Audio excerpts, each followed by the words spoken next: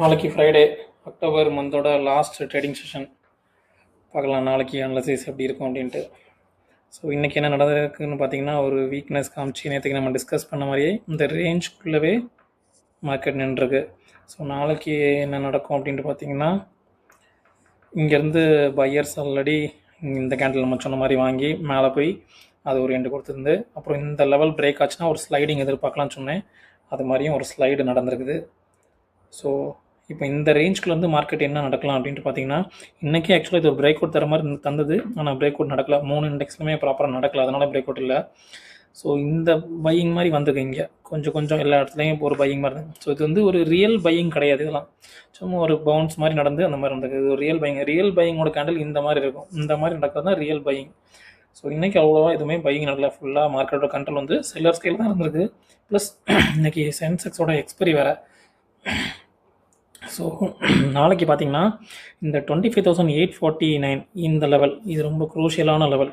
இந்த லெவலில் பிரேக் ஆச்சு அப்படின்னா, இங்கே க்ளோஸ் கொடுத்தது கேண்டில் அப்படின்னா, இங்கேருந்து ஸ்லைட் ஆகி கீழே வர வாய்ப்பு இருக்குது. ஒரு நெகட்டிவ் மாதிரி 25,007 இந்த லெவலில் வர நம்ம பார்க்கலாம். வீக்லி டைம் ஃப்ரேமில் பார்த்தீங்கன்னா கூட மேலே பார்த்தீங்கன்னா ஒரு பின் பார் மாதிரி இப்படி விட்டுருக்கு. கிட்டத்தட்ட ஒரு ஷூட்டிங் ஸ்டார் மாதிரி ஒரு கேண்டில் இருக்குது. அதுக்கு பக்கத்துலேயே இன்னும் ஒரு ஷூட்டிங் ஸ்டார் மாதிரி இது க்ரீன் அந்த மாதிரி இருக்கும். வீக்லி டைம் ஃப்ரேம் மாற்றி பார்த்தீங்கன்னா, ஸோ அதுவும் ஒரு இண்டிகேஷன் மாதிரி தெரியுது, வீக்னஸ் இருக்குது மார்க்கெட்டில் அப்படின்ட்டு. ஸோ இங்கேருந்து பிரேக் ஆச்சுன்னா இங்கே வரலாம். அப்படி இல்லை, நெக்ஸ்ட் பிளான் ஆஃப் ஆக்ஷன் என்னென்னு பார்த்தீங்கன்னா, இங்கே ஃப்ளாட் ஓப்பனிங் கொடுத்து இங்கே சைட்வேஸ்லேருந்து மேலே கீழே இந்த ரேஞ்சுக்குள்ளேயே மறுபடியும் ட்ரேடாக வாய்ப்பு இருக்குது.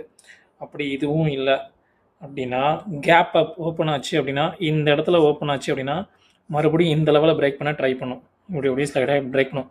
இங்கே சஸ்டெயின் ஆச்சு அப்படின்னா ரீடெஸ்ட் எடுத்து மேலே போக வாய்ப்பு இருக்குது. சஸ்டெயின் ஆகலைன்னா இதுக்குள்ளேயே இப்படி கன்சால்டேட் ஆகி மறுபடியும் ஒரு டவுன் தர நிறைய சான்சஸ் இருக்குது. இது எல்லாமே நாளைக்கு காலையில் பையர் செல்லர் எப்படி பொசிஷன் க்ரியேட் பண்ணுறாங்க அப்படின்றத பார்த்துட்டு நம்ம ட்ரேடில் எப்படி பொசிஷன் பண்ணலான்னு பார்க்கலாம்.